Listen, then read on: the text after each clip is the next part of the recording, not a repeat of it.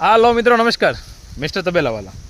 મિત્રો, ધંધો એ નથી કે તમે જે પેઢી દર પેઢી કરે જાઓ છો એના એ બાકડા, એના એ જ તમારા બધા સંસાધનો, એના એ જ ગાદલા, એને એ જ તમારી ઓફિસ, એની ભાંગલી તૂટલી ખુરશી, એ ધંધો નથી. ધંધો વેપાર કયો છે કે તમે આજે જે જગ્યાએ છો આવતા વર્ષે એની કરતાં તમે થોડાક 2 સ્ટેપ આગળ હો. તમે આવતા વર્ષે જ્યાં પહોંચ્યા એની કરતાં બીજા વર્ષે પાછા તમે 2 ડગલા વધારે આગળ હો. એનું નામ છે ધંધો.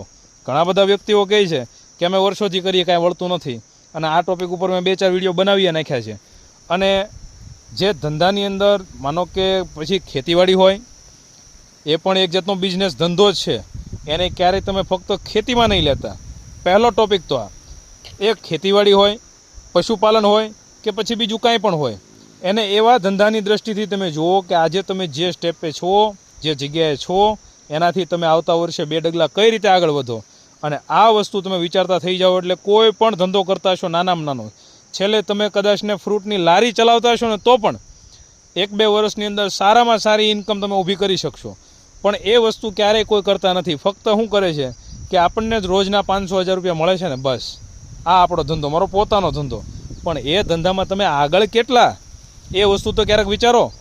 અને તમે જો ખેતીવાડી કરતા હોવ તો તમારું પોતાનું કાંઈ પણ પ્રોડક્ટ લોન્ચ કરો, તમારું પોતાનું પ્રોડક્શન કરો. તમે પોતે ઘઉં બાજરો વાવો છો તો એનું પેકેજિંગ કરતાં શીખો. અને હવે આ વસ્તુ કરવી ખૂબ જરૂરી થઈ ગઈ છે.